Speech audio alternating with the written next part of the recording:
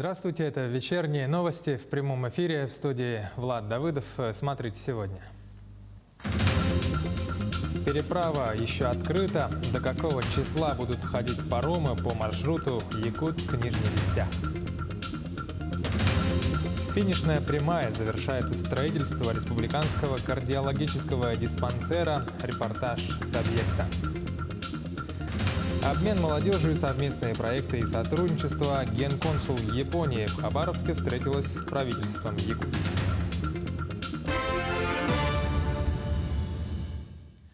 Экипаж Ми-8 полярных авиалиний сегодня обнаружил Егора Кривошапкина, который пропал в августе в Верхоянском районе. Его нашли примерно в 310 километрах от поселка Батагань на берегу речки Чаркы на окраине леса.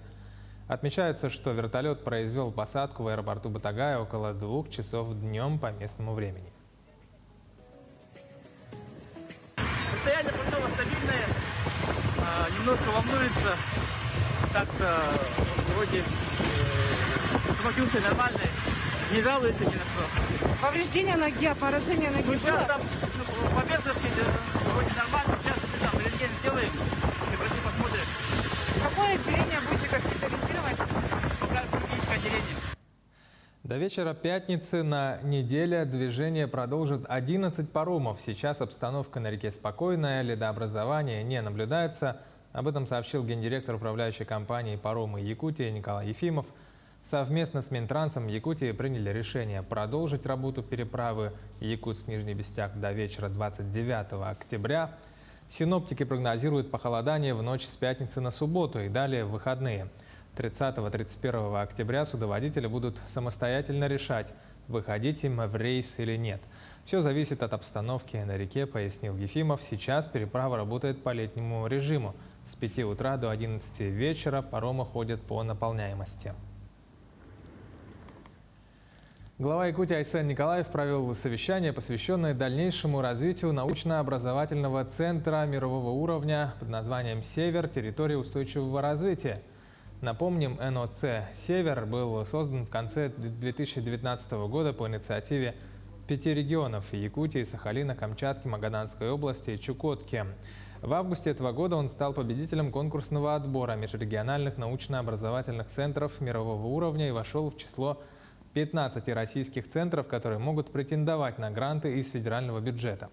Работа НОЦ «Север» нацелена на поиск решений мирового уровня в области новой энергетики, устойчивого развития, высокотехнологичной экономики, поведения живых организмов на севере и глобальных изменений климата, в том числе защите лесов от пожаров и их восстановлению. НОЦ должен давать конкретные результаты, которые помогут нам улучшить жизнь людей в наших регионах. Мы ради этого создаем НОЦ, ради этого привлекаем туда индустриальных партнеров, ведущие федеральные научные учреждения. НОЦ «Север», коллеги, это не бумажный какой-то тигр должен быть, так это должен быть абсолютно действующий, реальный научно-промышленный такой конгломерат, который реально будет уже генерить результаты, которые позволят и нашей науке развиваться, и промышленности, и в конечном итоге, еще раз говорю, будут улучшать жизнь людей. В Верхневлюйском Улусе работники газового участка проходят ревакцинацию от COVID-19. Газовый участок – это жизненно важное предприятие, и во время пандемии их работа не останавливается. Так как работники контактируют непосредственно с абонентами, вакцинацию они проходят обязательно. Сейчас, разделившись на несколько групп, они пришли уже на ревакцинацию. Во время пандемии наша работа не останавливается. Аварийно-диспетчерская служба работает круглосуточно, выезжаем на вызовы.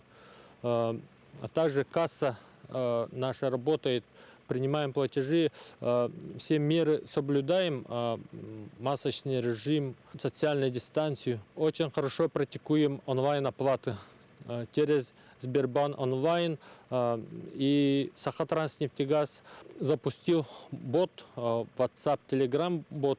Через него могут информацию о задолженности и могут оплатить. В Чурапчинском Улусе в связи с решением районного оперативного штаба торговые точки с продуктами первой необходимости не прекращают работу.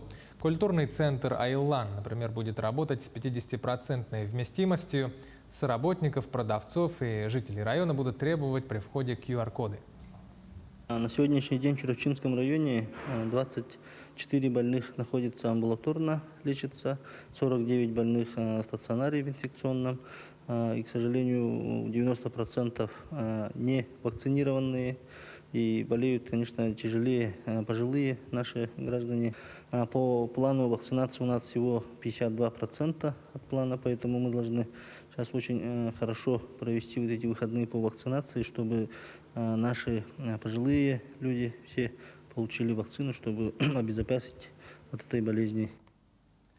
Ну а в Горном Улусе с начала пандемии 1618 жителей переболели COVID-19. На сегодня у 210 граждан диагностировали положительный результат. Из них 50 пациентов проходят стационарное лечение в инфекционном отделении Улусной центральной больницы.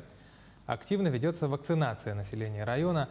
За 4 последних дня 140 жителей получили вакцину ГАМ-ковид-ВАК. В Центре духовности также открыли пункт вакцинации.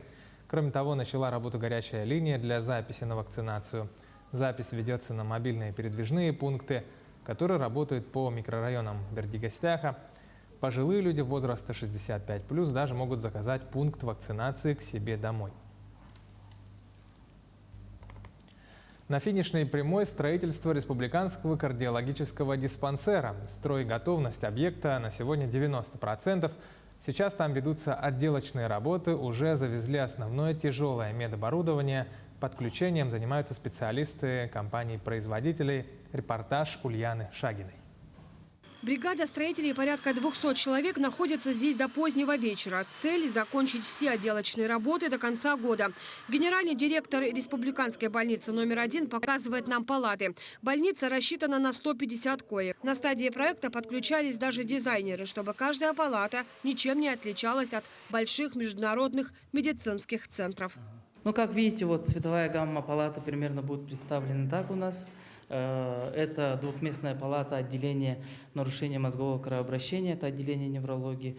Здесь будут находиться пациенты с острым нарушением мозгового кровообращения. Площадь 8-этажного кардиодиспансера 15 тысяч квадратных метров. Здесь будут размещаться самые сложные больные отделений неврологии, центра нейрососудистой и сердечной недостаточности. Установят здесь только высококлассное оборудование, отвечающее всем современным требованиям. Идет монтаж медицинского оборудования, прием медицинского оборудования. Вот на сегодня, вот сейчас мы стоим в центральном стерилизационном отделении. Вот уже специалисты приехали. Навигацию завезли и главное оборудование центра – магнитно-резонансный томограф. Он тоже является уникальным, аналогов которых в мире можно сосчитать на пальцах. Он будет располагаться в специальном помещении, а установят и настроят его приезжие специалисты компании. Ну, это штучное оборудование. В мире таких 4 штучки. Одно из них находится вот здесь, в этом помещении. На сегодняшний день оборудование находится в помещении центра. Оно готово к установочным и пусконаладочным работам. Сейчас происходит период сдачи инженерных систем в эксплуатацию. Завершаются и уличные работы. К центру будет идти эстакада, а диспансер с Национальным центром медицины будет соединять зимний переход. Большое внимание уделили и инфраструктурной части объекта. Дорожники уже завершили асфальтирование той части дороги, которая прилегает непосредственно к самому кардиологическому центру. Тем самым это будет единственный объект в городе, имеющий свою собственную маршрутную сеть. Это сделано в первую очередь для удобства пациентов, которые теперь смогут на автобусе подъехать прямо к самой кардиологии. Прошли обучение и медицинский персонал. Диспансер имеет потребность в 560 медицинских специалистах, которые уже прошли обучение в ведущих федеральных медицинских центрах. После завершения всех организационных процессов своих первых пациентов новый диспансер готов принять уже в начале следующего года. Ульяна Шагина, Георгий Григорьев, Якутск. В Вилюйском Улусе по программе переселения граждан из аварийного жилья было построено 459 квартир. На сегодняшний день по этапам 23 и 24 годов по району осталось 120 многоквартирных домов, общая площадь 25 тысяч квадратов. Ну а в этом году в районе получат ключи от новых квартир 67 переселенцев, в том числе и жители села Хампа. Сейчас там полным ходом идет строительство 6-квартирного дома, сдача планируется в конце этого года. Мы в данный момент штукатурим Вот, начинали все от нуля, до вот крыш, все сделали и штукатурим. После штукатурки еще будем стяжка заливать, после стяжка шпаклевать все и дверь ставим. Надеюсь, на днях, где-то в ноябре, надеюсь, заканчивать все это. В конце ноября, если что. Состоялась встреча генконсула Японии в Хабаровске Фуруты Кейко с представителями правительства Якутии. Обсудили возможность обмена молодежью в сферах культуры, науки, образования. Отдельной темой стало развитие агрокомплекса «Саюри» круглогодичных теплиц, действующих в Якутии. Ну, уже, наверное, вы знаете, у нас здесь есть совместные проекты. Ну, «Саюри», знаете, да, так овощи выращивает в теплице.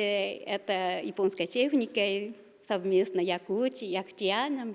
И приятно, и нам угощали свежие овощи и клубники.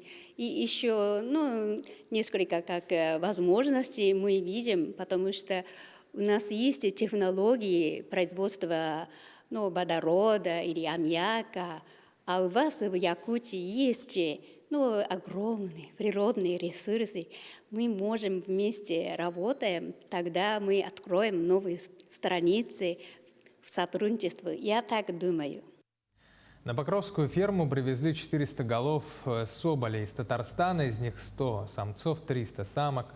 Соболей привезли из племенного хозяйства, как рассказал руководитель фермы Максим Васильев, это вторая партия. В прошлом году более 300 голов привезли из хозяйства Матюшкина. По словам работников, первый приплод можно уже ожидать по истечении 3-4 лет, а основной целью предприятия является увеличение производства высококачественной пушной продукции. До этого у нас было 500 голов соболей и плюс 400, где-то у нас 900 голов общее должно быть соболей.